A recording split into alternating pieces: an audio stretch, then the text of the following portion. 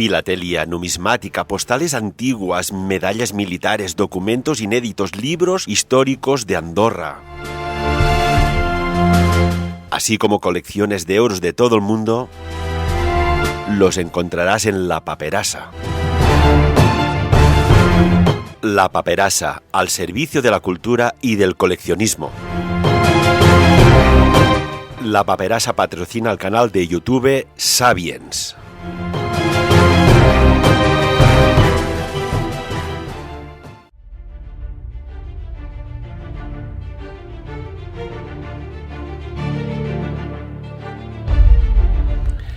Y saludamos al arquitecto y doctor en geografía Andreu Marfull, porque hoy vais a quedar perplejos de su trabajo de investigación histórico que nos cambia el tiempo de la historia. Y creo que jamás mejor dicho. Lo saludamos. Molt bon dia, muy buenos días, Andreu. Buen día, buenos días, Ferran. Has realizado un trabajo espectacular, pero como todo trabajo hay que argumentarlo. Y nos dices, fuera de micro, que hay unos siglos añadidos a la historia. Que de ser cierto, grandes profetas, en sus profecías a futuro, cuadraría el descuadre, podríamos decirlo de esta manera, en sus predicciones. Surge esta nueva orientación cronológica de la historia, Andreu. A ver, se trata de la continuación o la ampliación de un trabajo que se ha realizado desde Moscú, que lo han dirigido los matemáticos y expertos en astronomía Anatoly Fomenko y Gleb Nosovsky, y que forma parte de una línea de trabajo que otros científicos a lo largo de los últimos 3 siglos también han desarrollado, lo que no son conocidos precisamente porque se trata de poner en duda y poner en cuestión el rigor cronológico, el rigor científico de la cronología oficial, y recordamos que en el siglo XVIII-XIX se constituye un cuerpo enciclopédico en el cual todos los estados y toda la Iglesia están muy implicados, y bueno, la cuestión es que se ha impuesto este orden cronológico oficial y niega y no permite que emerja esta alternativa, ni siquiera en la calidad de trabajos de investigación. Está claro, Andreu, de que para, podríamos decir, falsear la historia hay que tener mucho poder. ¿En qué momento crees tú que este poder, en la sombra y en la luz, decide realizar esta modificación cronológica y sobre todo por qué? A ver, bueno, este es el punto clave. No se puede empezar a hablar de otra historia, de otra cronología, sin explicar cómo se ha construido la actual, de modo que podamos entender que hay un motivo para construirla, ¿no? Nosotros tenemos el imaginario de la Biblia, tenemos el imaginario de una gran antigüedad que es muy mitológica, mítica, épica, y luego tenemos una historia reciente que es muy pragmática, dura, hostil. En medio hay un vacío de 1000 años, que es la Edad Media, ¿no?, que es como una decadencia y un renacimiento, ¿no? Cuando me preguntas cuándo tendríamos que comprender que se construye o se realiza el constructo del pasado, bueno, pues desde el momento en que empiezan a aparecer las imprentas, oficialmente en el siglo XV, según comentan estos matemáticos rusos, habría sido un trabajo iniciado en el siglo XVII y XVIII. ¿Qué nos dice la historia oficial, la historia real, el seguimiento estricto del proceso de reconstrucción de la historia? Bueno, pues que hay una compañía de Jesús que aparece en el 1540 y finaliza en el 1773. Curiosamente finaliza después de haber se implantado en todo el mundo, después de haber transmitido en todas las culturas, hasta el Japón y la China y la India y en América, la implementación de un calendario diseñado en Europa, que es el calendario gregoriano, después de haber diseñado el Palacio Imperial de la Ciudad Prohibida de Pekín, lo diseñaron los jesuitas, después de haber pactado ellos, los jesuitas, con los chinos y los rusos, la delimitación de su frontera. Por lo tanto, ahí podríamos hablar claramente de que el muro, la muralla china, no tardó 1000 años en construirse, sino que se construye en un momento dado, cuando se delimita una frontera, por lo tanto es el siglo XVI, XVII. Y bueno, ¿cómo tenemos que verlo? Bueno, pues tenemos que ver que en el siglo XVII oficialmente jesuitas y eclesiásticos empiezan a reproducir el trabajo de insignes historiadores romanos, como por ejemplo el caso de España, el caso de la Iglesia española se reconstruye a través de la figura de Flavio de Barcelona, que reconstruye toda la historia desde la archidiócesis de Toledo, creada inicialmente por San Jaime, hasta la actualidad. Claro, también vemos que paralelamente, cuando terminan estos trabajos, empieza desde Francia y Inglaterra especialmente, y el entorno vienés, la reconstrucción de un cuerpo enciclopédico en el que precisamente empiezan a aparecer los grandes museos, que son el Louvre, museos en Londres, el British Museum, San Petersburgo, el Hermitage, y también aquí en España tratará un poco más lo que serían los archivos, ¿no? O sea, archivos reales con documentos privados de los reyes pasan a ser de dominio público a partir del siglo XVIII en algunos lugares y especialmente en el siglo XIX. Sí, es importante resaltar que con estos archivos está documentado que en el caso, por ejemplo, de los reyes de Francia, los borbones franceses, por primera vez permiten compartir sus genealogías en el siglo XVIII, en la tercera década del siglo XVIII, que luego lo hacen los ingleses y que en una segunda etapa, cuando cae Napoleón, resulta que aparecen nuevos documentos genealógicos de la Casa Real Inglesa en Londres, ¿no? Paralelamente resulta que la historia nos dice que toda la historia del Imperio Romano, que acaba siendo bizantino, o sea, primero es egipcio, después es griego, después es romano, después otra vez es griego, acaba siendo bizantino, lo llamamos así a partir del siglo XIX, siempre ha sido el Imperio griego o greco-romano o romano. Pues resulta que toda esta reconstrucción de los emperadores comnenos, paleólogos y demás que vienen de Bizancio, pues es una reconstrucción hecha en Europa, porque resulta que el conquistador de Constantinopla en el siglo XV, Mehmed II el Conquistador, destruyó todos los documentos que daban fe de esta genealogía. Por lo tanto, vemos una destrucción, vemos una aparición de documentos que nos provienen de unas casas reales en el siglo XVIII y vemos la construcción de unos libros que son referentes de la historia antigua, que aparecen justo antes de la aparición de un cuerpo enciclopédico, que aparece precisamente en paralelo también con la aparición de las academias de historia, que todas son del siglo XVIII y XIX, y un dominio aclaparador de Europa, que es quien construye este imaginario, ¿no? Aclaparador en todo el mundo, que se impone en todas partes. Tanto se ha impuesto que el calendario común que en el que convive toda la humanidad y está ordenada el mapa del tipo temporal es el calendario de actual es Cristo, es el que pauta el nacimiento de Cristo.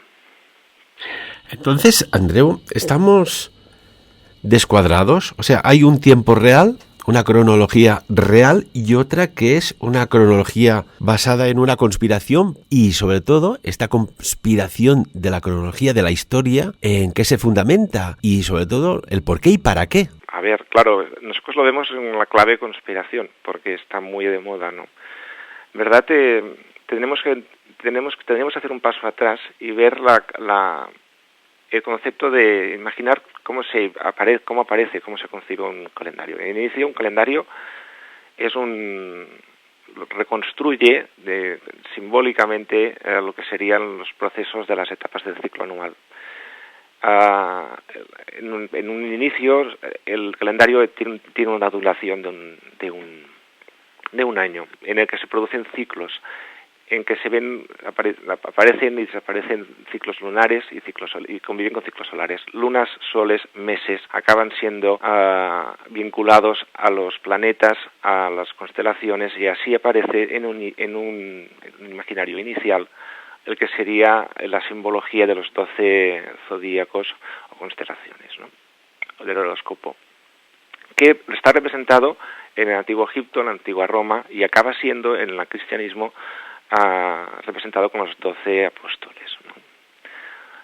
Claro, llega un momento en que se construyen imaginarios, y estos imaginarios son planetas, poderes, ¿no? Marte es el dios Marte también, Júpiter también, todos estos constructos llega un momento que se unifican en una cosmovisión en una cosmovisión monoteísta. Una cosmovisión monoteísta que impregna tanto las tres religiones principales judio-cristianas, que son el Islam, que son el pueblo judío o judaísmo y el cristianismo, pero también el hinduismo y el budismo, ¿no? O sea, hay un momento de la historia en que pasamos de esta reconstrucción de contemplar desde un punto de vista simbólico y cósmico el tiempo en unos ciclos anuales a unos ciclos que pasan a ser más amplios y luego vemos una siguiente etapa en la que aparecen unos iconos que son el Krishna, el Buda, Cristo, ¿no?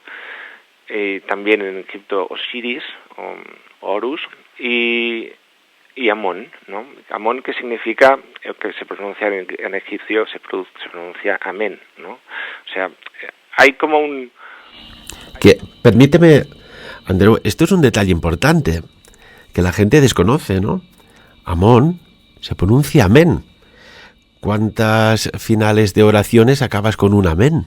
Claro, estamos recordando a Amón cuando decimos amén. Pues sí, ¿por qué no? No tiene otro sentido, ¿no? Claro, la cuestión es que el texto bíblico nos dice, y no casualmente, que con Cleopatra y Julio César y Marco Antonio se acaba el faraón, ¿no? Se acaba con una faraona. Acaba con una faraona y aparece la Virgen María y resulta que nos da a Jesús, nos concibe por el Espíritu Santo a Jesús. Y el primer pueblo que se organiza en forma de iglesia cristiana es el egipcio, ¿no? O sea, resulta que hay un pueblo que tiene 3 o 4.000 años de antigüedad, que sigue fervientemente, con un rigor escrupuloso, un rito, una simbología extraordinaria, pero que adopta el cristianismo, ¿no? Pero no tiene nada que ver. No tiene nada que ver, o sí, porque el pueblo de Israel viene de Egipto. María y José, cuando se ven perseguidos, cuando tienen al niño Jesús, se refugian en Egipto. Cuando muere Jesús, María Magdalena también se refugia en Egipto, ¿no? Bueno, nos han dejado puentes. La cuestión es que me preguntabas cuál es el sentido de esta reconstrucción y de cuántos siglos añadidos estamos hablando. Bueno, pues estamos hablando de muchos siglos. Esta historia, según la reconstrucción, que luego enteraremos en más detalle cómo se ha llegado hasta allí, que nos construyen desde Moscú, esta historia empieza en el siglo X, con lo que sería el inicio del cuerpo sacerdotal capaz de documentar los cielos, documentar los grandes fenómenos, que son eclipses, y paulatinamente desarrollar un lenguaje, que sería el lenguaje jeroglífico, que con el tiempo acabará constituyendo la capacidad de control del tiempo y su registro. Tenemos que tener presente que el primer los relojes están documentados oficialmente en el siglo XIV-XV. Por lo tanto, técnicamente no hay capacidad de calcular con precisión el movimiento celeste ni el tiempo real con la precisión que se supone que tuvieron ya los antiguos griegos hace 2000 años. Técnicamente no se puede hasta el siglo XV, XV o XVI. Claro, esta historia significa que los 6000 años que constituyen el imaginario del pasado, que desde el inicio del pueblo egipcio hasta la actualidad, pues en verdad estaríamos refiriéndolo a 1000 años de los cuales los últimos 8 habrían sido la expansión del dominio egipcio. Pero tenemos que pensar que Egipto oficialmente desaparece del mapa como constructo simbólico, escuela espiritual, hace 2000 años, y oficialmente reaparece en el mapa como un pasado mítico y espectacular en el siglo XIX. ¿Por qué crees, Andreu, de que esta civilización, esta cultura milenaria, llama tanto la atención y a la vez es tan obviada, silenciada? ¿Por qué? ¿Te refieres a la cultura egipcia? Correcto. La cultura egipcia es intervenida en el siglo XIX. La escuela inglesa de arqueólogos y francesa, o sea, la francmasonería, construye su historia. Y nos dicen que ellos han descifrado el modo de leer y comprender todo lo que sería el lenguaje egipcio, ¿no? Nos aparece la piedra Rosetta, que nos la entrega Napoleón. Claro, la cuestión es, hombre, puede tener sentido que se reconstruya algo que que aparece como singular, ¿no? Pero es que, a ver, las pirámides del Cairo, que el Cairo es Babilonia en todos los mapas hasta el siglo medievales, en ningún mapa aparece que se nombra que sea el Cairo, todos es Babilonia. A ver, ya la veían, ¿no? Las pirámides estaban allí, no estaban enterradas. O sea, sí que hay una parte del patrimonio arqueológico egipcio que está enterrado y que aparece descubierto, se descubre en el siglo XIX, pero estaba allí, ¿no? Claro, la cuestión es que no solamente reconstruyen un pasado milenario, sino que adoptan las formas de este pasado, ¿no? Se adoptan el dólar, se adopta en Washington con los obeliscos, en todas las ciudades europeas, en París especialmente, ¿no? Una cuestión, Andreu, ¿por qué hay tantos obeliscos, por ejemplo, en un sitio tan cargado energéticamente como es el Vaticano? Sí, creo que hay como 13, ¿no? Hay 13 obeliscos que se supone que son todos realmente egipcios. Bueno, a ver, aquí ya tendríamos que comprender cuándo se construye el Vaticano. El Vaticano y todos los templos de romanos y egipcios que contienen zodíacos nos están dando una pista espectacular, tan espectacular que nadie más que los matemáticos rusos han conseguido descifrar, que es una posición celeste determinada entre una relación de posición geométrica específica entre los 7 planetas conocidos hasta entonces y las 12 constelaciones. Esto nos da la fecha exacta. El Vaticano, la sala de los pontífices de los apartamentos Borja, tiene reconstruido en su techo un zodíaco con todos estos símbolos: Sol, Luna, constelaciones y planetas, ¿no?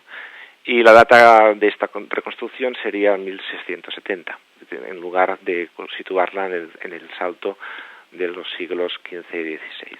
Esto es una de las líneas que trabajan también los rusos. Claro, ¿qué representaría? Pues representaría que San Pedro Vaticano se construye en el siglo XVIII. Y dices, hombre, esto entra en contradicción con todo, ¿no? Pero sí, pero míratelo bien y dime si es lógico que este edificio se haya construido en el siglo XVIII o a lo mejor se termine incluso en el siglo XIX. Pues por supuesto que es lógico, porque tiene una calidad tecnológica y estar ubicada en un tiempo de la colonización, digamos, de ser avanzado, permite, digamos, su financiación, ¿no? ¿Quieres decir, Andreu, de que las catedrales, estas grandes obras arquitectónicas y artísticas, no están construidas en el tiempo que nos marcan los libros de historia que todos conocemos? Sí, de las 200 catedrales resulta que ninguna de ellas, que más o menos 200 que existen en Europa, que son con continuación de arte desarrollado del ámbito del arte románico, ninguna de ellas tiene fecha. No existen planos que nos permitan saber cómo se construyeron ni cuándo. Nos dice la Iglesia cuando han sido hechas, igual que nos dice la historia, nos dice la Biblia y demás. Claro, estos templos son templos de augustos, ¿no? En un momento son augustos, que son, por lo tanto, tienen un nombre que ya nos hablan de un emperador, y hay un momento de historia en la Edad Media que se convierten en agustinos, ¿no? Y dicen, no son agustinos, no son augustos, son agustinos, ¿no? Aquí también hablaríamos de un cambio de significado de las palabras, ¿no? Claro, ¿cuánto deberíamos de ubicar estas catedrales? Bueno, estas catedrales se terminan muchas de ellas en el siglo XIX y algunas en el siglo XX, como es el caso de la Catedral de Barcelona. La fachada se termina en el siglo XX. Y claro, pues la historia oficial dice, no, es que son reconstrucciones. Bueno, son reconstrucciones o no. No tenemos tampoco otra manera no dejamos de hablar de realidades. También es verdad que existen unas catedrales con una complejidad tecnológica que son sorprendentes y que son difíciles de creer que sean de la Edad Media, teniendo en cuenta la dificultad que conlleva, ¿no? O sea, hay una convivencia, hay como dos artes principales, que sería un arte imperial, que sería el arte romano, que adquiere primero una etapa de representación politeísta, así lo concebimos, aunque realmente no sea así, porque siempre estamos hablando de Apolo, de Zeus, como dios principal, y luego tienen un salto continuo en nivel de calidad técnica y complejidad, en que no cambia. O sea, lo único que cambia es que pasamos a representar un imperialismo cristiano. El gótico sería un arte que se desarrolla en Europa paralelamente en un momento dado, en un momento en el cual se construyen diversas escuelas espirituales en el mundo, en Medina, en Aviñón, en Roma, en Egipto, pero también en Tokio, en Pekín, en Tokio también, y en Kioto, perdón, y en el Tíbet, ¿no? Claro, cada una de ellas tiene sus ejércitos, tiene sus cosmovisiones y tiene sus artes. Se desarrollan porque en esta época, en estos siglos, el mundo habría sido más vasto de lo que ahora nos parece con la tecnología, que nos parece todo mucho más cercano. Bueno, hay mucho que hablar aquí. Me preguntabas por qué en Roma existen los obeliscos, ¿correcto, Ferran? Exactamente, sí. A ver, cuando hablamos de Roma tenemos que comprender que, según esta reconstrucción cronológica, estamos hablando de traslado de los poderes de Egipto a Roma. Este traslado, según he introducido en esta respuesta larga que me ha precedido, se desarrolla a lo largo de los siglos XVII y XVIII. ¿Qué habría entonces en Egipto hasta entonces? Antes corroboro lo que antes afirmaba, que es que es en esta época en el que se salen a la luz lo que sería todo el patrimonio monárquico de las grandes casas imperiales europeas, que contienen todo el primer expolio de Tierra Santa, expolio en forma de lo que sería todo el cuerpo de conocimiento y documental que se puede expoliar y recuperar de Bizancio. ¿Pero qué se llevaron? ¿Qué expolio fue? Se llevaron el conocimiento y con ellos se trasladaron su poder hacia Europa Occidental. ¿Qué había hasta entonces en Egipto? En Egipto, en el sur de Egipto, donde ahora es Etiopía, está el Arca de la Alianza. Está la figura mítica del Preste Juan. El Preste Juan, según la historia oficial, es un icono que, cuando empieza la colonización europea, aparece como líder espiritual del mundo entero. Esta historia, que es conocidísima por los historiadores, pero ha sido borrada de los libros de historia de las escuelas, empieza en el siglo XV y XVI y termina en el siglo XVII, precisamente cuando este poder se traslada en Roma. Este Preste Juan sería descendiente del rey Salomón y la reina de Saba, y lo serían oficialmente me refiero a que esta casa imperial, este linaje, ocupa este cargo y se identifica como hijos del rey Salomón y la reina de Saba, guardianes del arca de Salomón en el siglo XIII después de Cristo. Claro, estamos hablando de que hay un poder que es un poder global que está situado donde está el Arca de Salomón. El Arca de Salomón es un arca de un pacto, el Arca de la Alianza, como lo llamamos en castellano, en inglés es the Ark of the Covenant, que es el Arca del Pacto. Este arca habría sido el pacto entre dos poderes. Los dos poderes habrían sido el cuerpo persa, árabe, chino, oriental, y el cuerpo occidental, que habría sido el europeo, cristiano, católico, ortodoxo. ¿Quieres decir, Andreu, de que lo que hemos conocido de siempre, ¿no? Esta arca de la alianza, este elemento simbólico de poder desde antiguo que ya está más que manifiesto en la Biblia, no era un objeto, sino que era un contenido en una caja, en una arca, pero en realidad era un contenido más que un continente? Es un secreto. No es un papel y ni es una piedra. A lo mejor se grabó en una piedra, pero esta piedra vete a saber dónde está. Es un secreto. Y este secreto está escrito de una manera literal en el libro del Apocalipsis. El libro del Apocalipsis, Ferran, es la clave más importante que conviene descifrar. El libro del Apocalipsis, según se ha descubierto, contiene un zodíaco y contiene una fecha específica que es entre el 1 y el 10 de octubre de 1486, cuando empieza a aparecer el poder de Preste Juan, y precisamente cuando da a conocer al mundo entero Portugal, porque el 10 de octubre de 1486 se inicia la colonización de África por Portugal. ¿Y cuál es el proyecto de esta crónica oficial? Porque es oficial, es que el rey Juan II de Portugal envía una expedición por tierra desde el Mediterráneo, caminando Nilo abajo hacia Etiopía, y otra por mar, cruzando África, que esta gesta se convierte en el bautismo del Cabo de Buena Esperanza al pasar por Sudáfrica, cuyo objetivo es ir a Preste Juan y ocupar el mundo entero y contener oficialmente al Islam.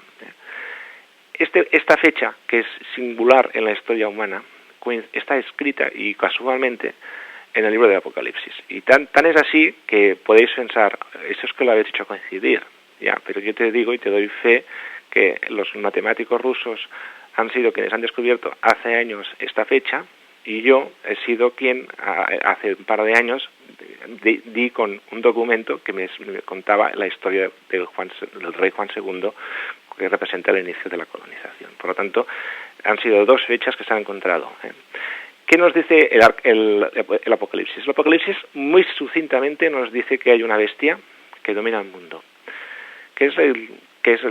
sería la reconstrucción del Antiguo Testamento. Sería un libro parabólico, y recuerdo para los que no estén habituados a las lecturas bíblicas, que es el último capítulo de la Biblia. O sea, hay el Antiguo Testamento, luego está el Nuevo Testamento, los Hechos de los Apóstoles, y luego está el Apocalipsis. El Apocalipsis, que parece tan antiguo, no es el inicio, sino es el último. Hay una inflexión en el Apocalipsis, que es el capítulo 12, que es un número singular. El capítulo 11 termina con el Arca de la Alianza. Desde este momento, el Apocalipsis es la historia de dos bestias. O sea, pasamos de una bestia a un Arca de la Alianza y dos bestias. En este salto, por en medio, hay una reencarnación, un resucitar de Cristo. Esto está escrito en el capítulo 12. Y esto estaría referenciándose al episodio de la aceptación del Imperio Romano, por parte de Constantino, del cristianismo. Cristo resucita con Constantino, y la historia oficial que nos dice pues que el Imperio Romano se parte en dos. Perdóname, ¿qué quieres decir que Jesucristo, que viene a ser como una reencarnación? A ver, bueno, claro, ahora es muy difícil explicar todo esto que estamos hablando. ¿O es un cambio de conciencia de una persona que dice, esto no puede ser así, vamos a hacerlo así? Bueno, vamos a ver, voy a mirar e intentar explicarte qué representa Jesucristo y el último rey de Israel. Estamos todos de acuerdo en que la Biblia del Antiguo Testamento empieza con la creación del mundo, de los seres, de la naturaleza, la bendición del pueblo de Israel, y termina en el Nuevo Testamento con el punto final del pueblo de Israel, y se convierte el último rey en un icono, precisamente en un icono cuyo sentido es descapitalizar el poder de los antiguos reyes de Israel y entregar este poder a los pueblos del mundo para que sigan creciendo y sigan reconociéndose como pueblos, pero no pierdan la visión universal del pueblo de Israel, del que sería el proyecto de Israel. O sea, estamos hablando de esto, ¿no? La historia oficial nos dice que esto ocurre en el siglo IV. Hay un montón de libros, entre ellos el libro que nos hablaba de Flavio de Barcelona, que lo escribió Román de la Higuera, en que nos dice que no, que fue morir Cristo y Roma se dividió en poder político y en poder espiritual, y apareció la Iglesia entonces, ¿no? Por eso este libro de Román de la Higuera ha sido condenado a la mayor falsificación de la historia de España, ¿vale? Claro, ¿qué significaría en verdad esta interpretación según el Apocalipsis, según los trabajos de Moscú y según las aportaciones a las cuales yo también he colaborado, ¿no? Pues significaría lo siguiente: hay un proyecto que nace en Egipto, vamos a ver si lo explico bien, que tiende a extenderse en todo el mundo. Llega a la China y llega hasta América, ¿vale? Y llega por el Pacífico. Luego se contacta desde Europa con América. hay una etapa inicial en el que todo esto confluye en un proyecto unitario, que es cuando empezaría el dominio de Preste Juan, y esto oficialmente es del siglo XIII. Y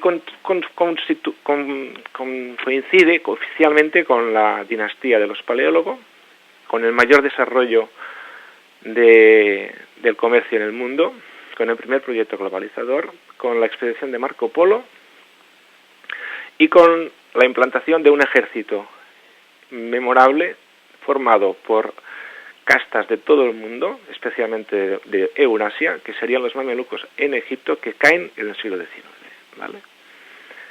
Claro, esta sería la primera etapa. Llega un momento en que se desarrollan estos linajes, ocupan el mundo y se implementan en lugares territoriales específicos donde ya había otras civilizaciones emergentes, pero menos poderosas y son absorbidas. Cuando esto ocurre, aparece por primera vez la figura de los reales emperadores, el chino, de los grandes poderes indios, de los poderes también en Europa, y también en Japón y también en América. ¿Qué ocurre? Pues que ya se abandona el imaginario de lo que sería el rey de Israel. Ya empieza el desarrollo de los pueblos y las culturas. Y se habría decidido establecer un pacto, porque habría habido un retorno de todo este proyecto con una guerra civil en el Oriente Medio. Se pactaría, y este sería el arca de la alianza, un pacto entre esos poderes que explicaba que era en torno a Asia y en torno a Europa. Europa, cuando digo Asia, es Asia hasta todo el norte de África también. Pues habría habido un pacto en de decir, bueno, pues vamos a buscar un equilibrio que es fructífero, porque coincidiría en la historia oficial con la mejor etapa de porvenir del comercio mundial y con el inicio del derecho marítimo.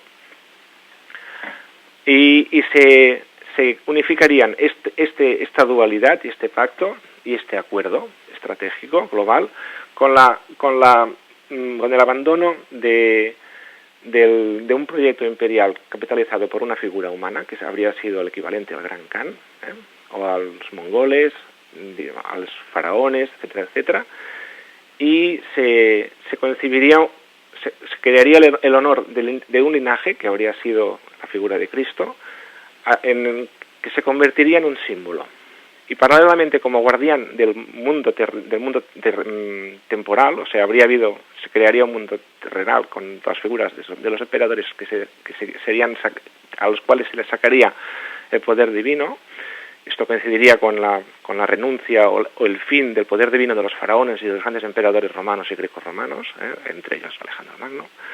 Y este poder sería custodiado por el Preste Juan, sería bendecido por un Preste Juan que en el Nuevo Testamento habría sido simbolizado por San Juan el Bautista, por eso San Juan bendice a Cristo, y este proyecto habría sido concebido por 3 emperadores del mismo linaje, que son los tres reyes que bendicen a Jesús, pero también las tres coronas que ostenta el Preste Juan, que es un símbolo, y que ostenta actualmente el Papa de Roma. O sea, el Papa de Roma tiene 3 coronas en la cabeza, que son la concesión de los 3 canes que en su momento le conceden a él como miembro de esta familia, de este gran linaje, porque sería ya un gran linaje extendido en el mundo, como guardián del Arca de Salomón y como descendientes del rey Salomón.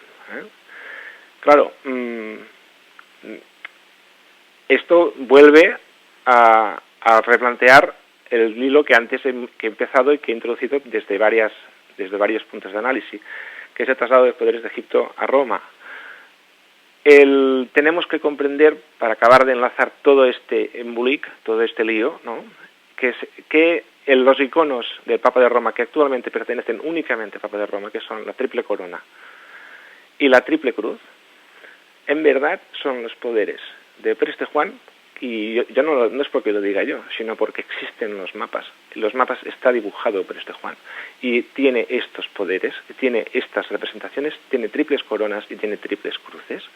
Está en el mapa de Abraham Crescas, está en todos los mapas medievales, en todos, e incluso en mapas del siglo XVI, que ahora ya sabemos que serían del siglo XVIII.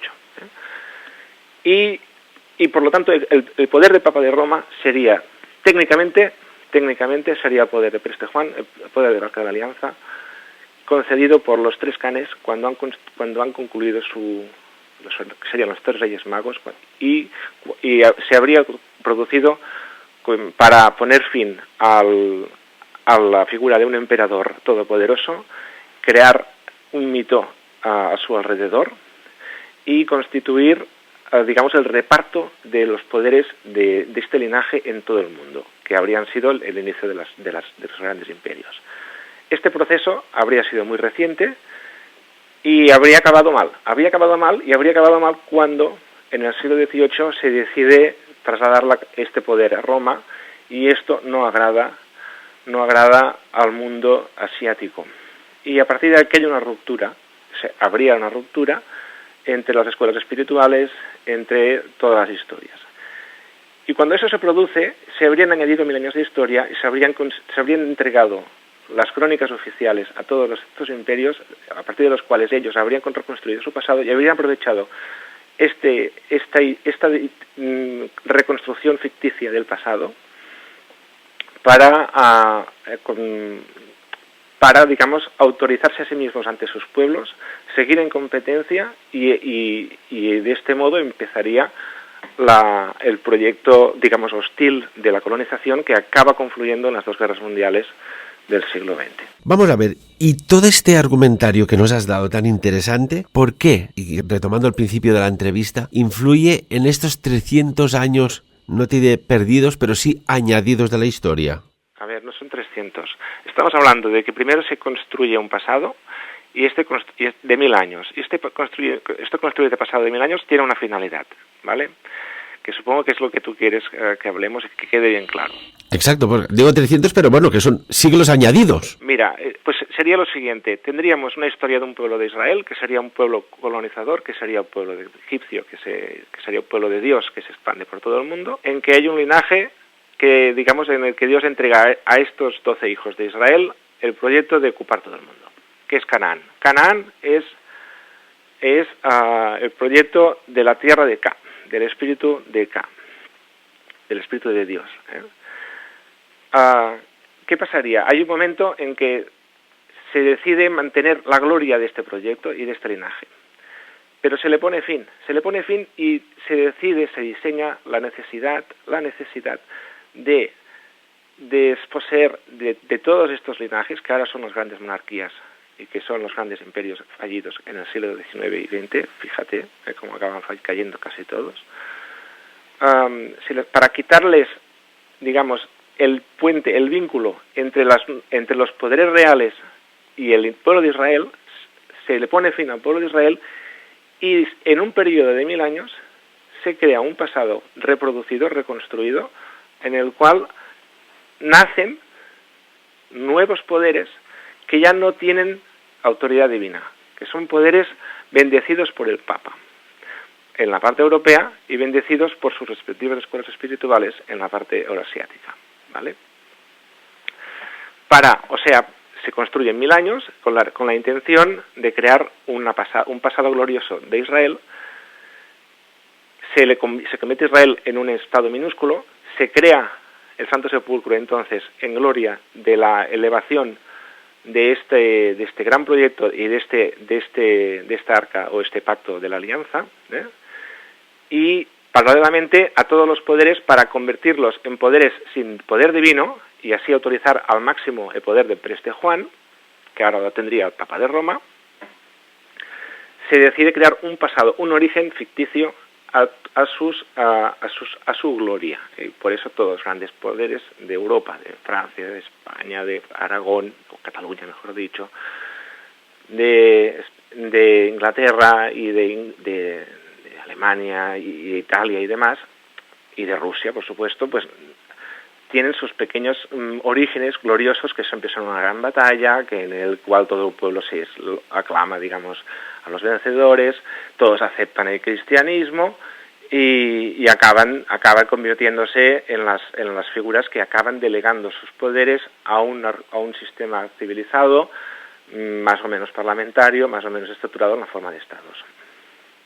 Pero, a ver, ¿qué sucede que, por ejemplo, ahora que hablas del cristianismo, qué sucede que en Roma ponen en el Coliseo a los cristianos y les lanzan leones hambrientos, tigres, etcétera, y de golpe y porrazo el emperador Constantino da un giro de 180 grados a esta cuestión? Bueno, pues esto en verdad habría sido una ficción. En verdad se habría diseñado el salto del politeísmo, del poder del emperador asociado a la palabra de Dios, a la figura de Cristo, porque recuerdo que los emperadores eran la palabra de Dios, igual que lo era el Gran Khan. Si miráis esas crónicas de los mongoles y los grandes Khans, ellos se postulaban como las palabras de Dios. Se diseña y se hizo de un día para otro. Si de hecho hay no solamente el libro de Román de la Higuera sobre la historia del origen de la diócesis española de Toledo, sino otros libros de los siglos fichados en la imprenta en siglos XVII y XVIII, hablan literalmente de que cuando muere Cristo y el Imperio Romano crea dos ministerios: el ministerio civil, el ministerio de asuntos, digamos, políticos, y el ministerio espiritual, que son los ministerios de los asuntos más de fe, ¿no? O sea, no existió una persecución.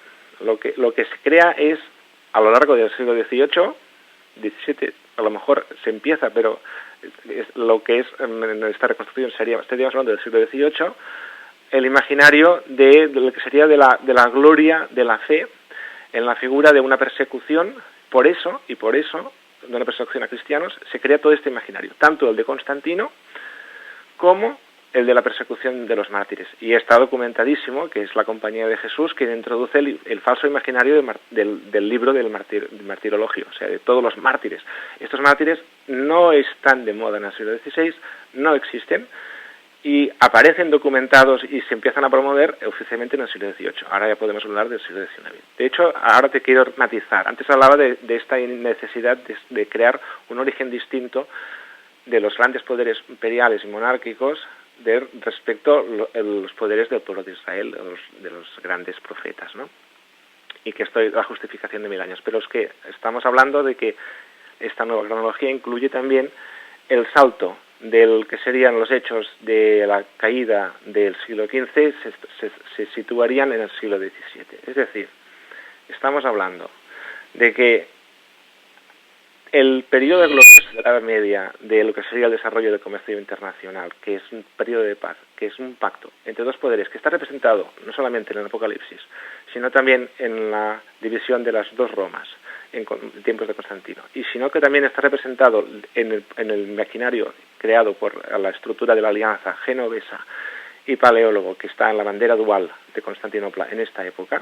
Este imaginario, que es desde aproximadamente 1260-70 hasta 1453, tenemos que añadirle casi 2 siglos. Tenemos que acercarlo casi 2 siglos. De modo que el Renacimiento no es el salto del siglo XV y XVI, sino que es el salto del siglo XVII y XVIII, coincidiendo con la Ilustración y lo que serían las humanidades.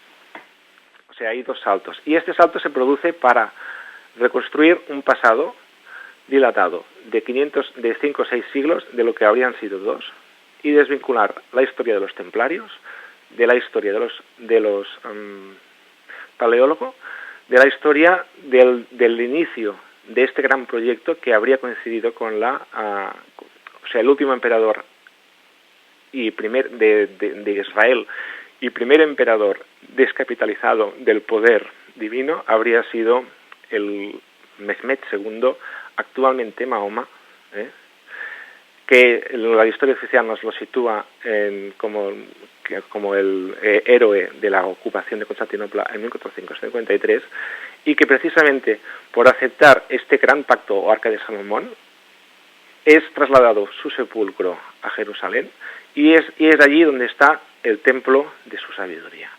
Su descendiente es Sulemán el Magnífico, y este habría sido Salomón, y ese habría sido el representante real de lo que sería el Real Salomón de la Biblia. Y nos quedan 5 minutos, Andreu. ¿Cuadraría por qué había este interés por parte de los templarios de excavar bajo el templo de Salomón? Buscaban algo muy en concreto, ¿verdad? La historia de los templarios se escribe en el siglo XIX y la escriben los francmasones. Los templarios son poderes de San Juan, de Gran Khan. Génova no se llama Génova en la Edad Media, se llama Janua. Janua es el nombre que tienen todos los mapas. En ningún mapa medieval aparece Génova con G, es con J y es Janua.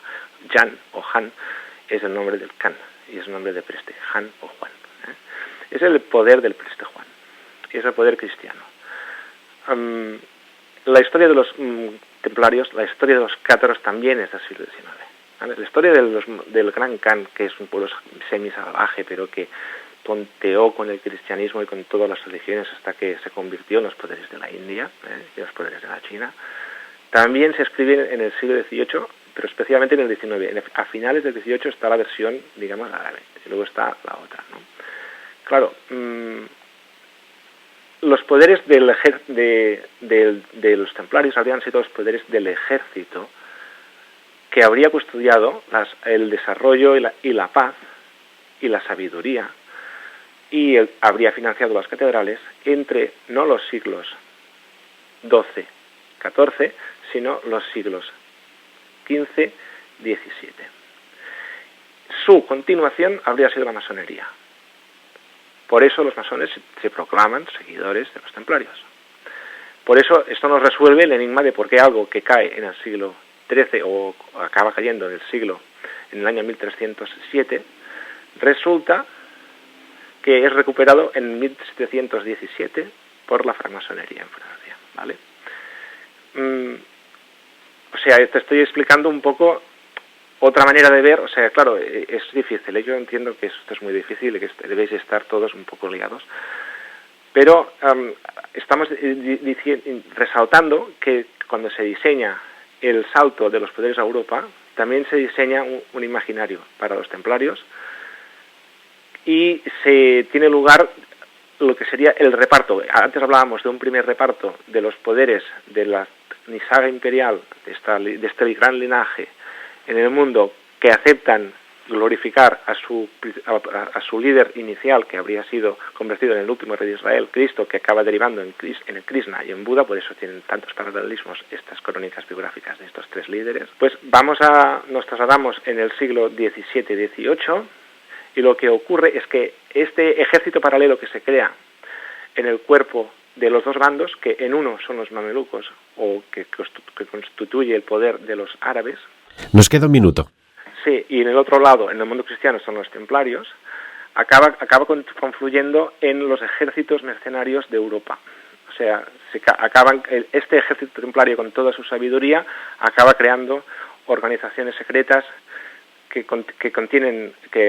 custodian el poder financiero, y por otro lado el reparto de los poderes dinásticos, de los poderes militares en las distintas formas de imperio que se pactan con los tratados de Utrecht hasta los tratados de Viena entre 1713 y 1725.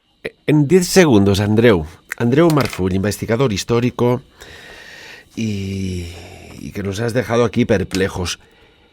Entonces, en el tiempo real, ¿en qué siglo, en qué año nos encontramos hoy, a día de hoy? Claro, teóricamente tendríamos que quitarle 1185 años, que es la fecha en que está datada, en esta nueva cronología, la muerte de quien habría sido el imaginario de Alejandro Magno, que se correspondería con el imaginario del emperador romano Andrónico Comneno, y que habríamos convertido en la imaginario de Cristo. Esto está documentado y datado en el zodíaco de Endera, dedicado a Osiris, que actualmente está visitable en el Museo del Louvre. O sea que hoy, que teóricamente estamos a 21 de junio, en este preciso momento, 21 de junio del 2018, representa que estamos a 21 de junio del año 833. Calculado con la calculadora, que no la tengo delante, sí, estamos en este año. Sí.